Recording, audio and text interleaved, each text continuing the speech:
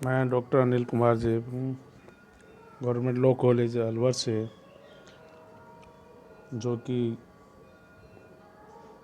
अपना पहले से डेलीगेटेड लेजिस्लेशन के ऊपर जो बात चल रही थी उसी बात को आगे बढ़ाते हुए अपन आगे बात करते हैं कि ये डेलीगेटेड लेजिस्लेशन के जो कितने प्रकार का होता है। तो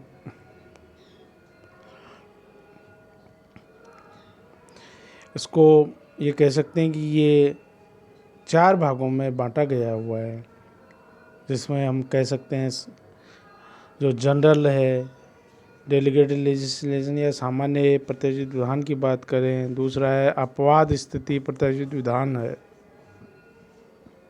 और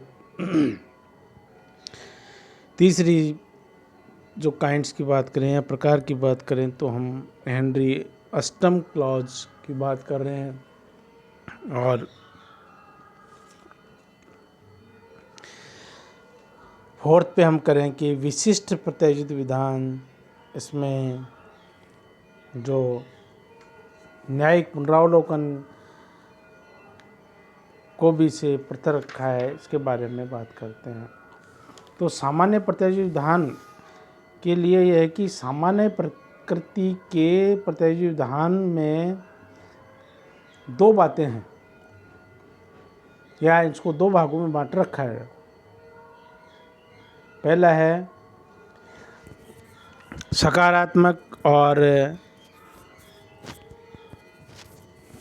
साथ में उसको निश्चयात्मक भी कह सकते हैं, और दूसरा है जो कि नेगेटिव या एक कि नकारात्मक प्रत्याशित विधान। सकारात्मक अथवा निश्चयात्मक प्रत्याशित विधान के अंतर्गत प्रत्याशित शक्तियों की सीमाएं अधिनियम द्वारा यह स्पष्ट रूप से अंकित की जाती हैं ताकि कार्यपालिका तथा जनता को स्पष्ट तौर पर बता दिया जाए।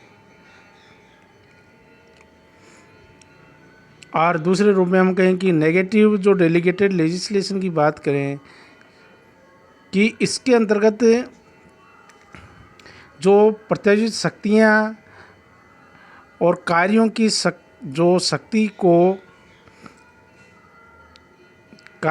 शक्ति को इसमें सम्मिलित नहीं करती है। और इसका हम एग्जाम्पल रूप में ये कह सकते हैं कि सैद्धांतिक विषयों पर विधि निर्माण तथा करारोपण के विषय हैं, संसदीय अधिनियम में संशोधन करना या स्वयं अधिनियम द्वारा उसमें अंतर्गत शक्तियों को प्रत्याशित किया गया अथवा अन्य अधिनियम द्वारा। सेकंड है कि अपवाद इसमें के प्रत्याशित विधान, तो इसको हम कहेंगे सिद्धांतों के संबंध में विधायनी शक्ति के उदाहरण तथा करारोपण से संबंधित विधान। दूसरी बात कहें इसी में संसदीय अधिनियमों को संशोधित करने संबंधी उदाहरण, जैसे रोड ट्रैफिक है, एक्ट 1930 है। और इसमें तीसरी बात करें कि मंत्री के विवेक का व्यापक शक्तियां प्रदान करने संबंधी उदाहरण। ऐसे मामलों में यह जानना कठिन हो जाता है कि संसद ने क्या शर्त लागू की है, अर्थात विधानमंडल किस सीमा तक विधायनी शक्तियों प्रत्याशित करना चाहते हैं। ऐसे उदाहरण जहाँ कि विधानमंडल अपने सामान्य पद्धति को बिना त्यागे हुए ही प्रत्याशित विधान की सीमा निर्धारित करती है, किंतु न्यायालय द्वारा इसके नियंत्रण को अपवर्जित कर दिया जाता है। अपवादस्थ प्रत्याशित विधान में कई उदाहरण प्रतीत होते हैं, और जैसे गरीब पुरुषों के प्रबंध के संबंध में कार्यप्रणाली में जो इंग्लैंड में रखा गया था, और पुअर लॉज अधिनियम 1930 की धारा 156, जिसमें वहाँ मतलब स्वास्थ्य मंत्री को भी ये शक्ति प्रदान की गई थी कि वह अपनी शक्तियों के प्रयोग में के नियम, आदेश और विनियम बना सकता है, जैसा ये है। तीसरी बात हम देखते हैं हेनरी मैन अष्टम के खंड।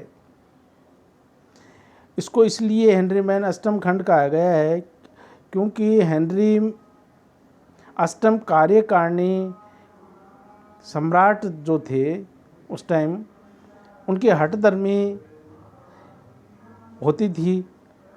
हेनरी इंग्लैंड का 8वां सम्राट था जो कि 1509 से 1547 तक सत्ता में बना रहा। सम्राट हेनरी ने अपने शासनकाल में अपनी इच्छाओं को परिवर्तित करने में और उनको लागू करने या अधिरोपित करने के मतलब, क्योंकि वो हठधर्मी थे, अधिरोपित करने के संबंध में सारी कठिनाइयों को एग्जीक्यूटिव को डेलीगेट कर दिया। और इस प्रकार के प्रत्यायोजन में राज्य कार्यपालिका को किसी विनियम को संशोधित करने की विशाल शक्ति भी प्रदान कर दी। भाई दोनों बातें, एक तो उसको अधिरोपित करने के संबंध में सारी जो कठिनाइयाँ को जो थी कार्यपालिका को डेलीगेट कर दी। दूसरी बात है कि राज्य कार्यपालिका को किसी विनियम को संशोधित करने की भी जो पावर्स थे वो भी डेलीगेट कर दिए गए या प्रत्यायोजित कर दिए गए। कार्यपालिका को यहाँ तक शक्ति प्रदान कर दी गई कि वह किसी भी अधिनियम के उपबंधों को परिवर्तित करने में सक्षम है। और इसमें बहुत कई उदाहरण पाए गए, जैसे कि राष्ट्रगत बीमा अधिनियम 1911। इसके अंतर्गत बीमा आयुक्त को अधिनियम के उपबंधों को बदलने या रूपांतरित करने के लिए अधिकृत कर दिया गया। कारखाना जो एक्ट 1947 में भी ये कार्यपालिका का स्वास्थ्य व सुरक्षा के संबंध में भी रूपांतरित करने की शक्ति प्रदान कर दी। और इसके और भी उदाहरण हम देख सकते हैं, जो कि जैसे पक्षियों की रक्षा के संबंध में भी संबंधित अधिनियम 1954, इसके अंतर्गत शासकीय आदेश तथा भारतीय तथा अधिनियम के प्रावधानों के में परिवर्तित करने की विशाल शक्ति भी प्रदान की जाती है। लेकिन ये कहते हैं कि भाई भारतीय परिस्थिति में हेनरी अष्टम के खंड प्रत्यायोजन के उदाहरण सामान्यतः पाए जाते हैं। हमारे यहाँ अनेक अवसरों पर विधानमंडल ने जब भी कोई अधिनियम पारित करते हैं तो उसे क्रियान्वित करने में जब कोई कठिनाई अथवा उसमें कोई अनिश्चितता उत्पन्न होती है तो ऐसी परिस्थिति में स्वयं अधिनियम के अंतर्गत सरकार को भी ये शक्ति प्रदान कर दी जाती है कि वह प्रस्तुत कठिनाइयों का समाधान कर नियमों द्वारा समायोजित करके करें। तो ये यहाँ हमने ये व्यवस्था की। तो हेनरी अष्टम की जो बात है वो भी इसके तहत है। और आगे बात करें हम कि जो भारत के परिप्रेक्ष्य में देखें तो जैसे LIC 1956 की धारा 43 है, राज्य पुनर्गठन अधिनियम 1956 है, व्यापक लाभ अधिनियम की धारा 23 है। ये भी हेनरी मैन के संबंध में है कि बातों को आगे अग्रसर करती है। अब अगली बात पे हम आते हैं फोर्थ पे, जिसमें प्रत्याशित विधान में जो न्यायिक पुनरावलोकन के सिद्धांत को अपरिजित करती है में कार्यपालिका को विधानमंडल द्वारा ये शक्ति प्राप्त की जाती है कि वह या दी जाती है कि वह किसी भी ऐसे नियम अथवा विनियम बनाने जिसमें वैधता को किसी न्यायालय में चुनौती नहीं दी जा सकती। भारत में न्यायिक नियंत्रण और दूसरा है कि न्यायिक पुनरावलोकन के अपवर्जन के खंड के बावजूद भी नियम और विनियमों पर न्यायिक नियंत्रण प्रतिस्थापित किया जा सकता है।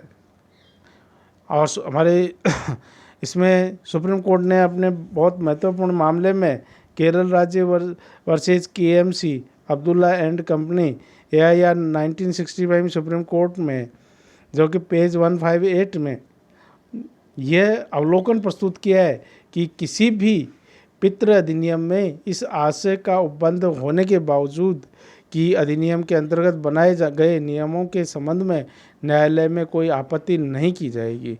नियमों की वैधता को चुनौती दी जा सकती है।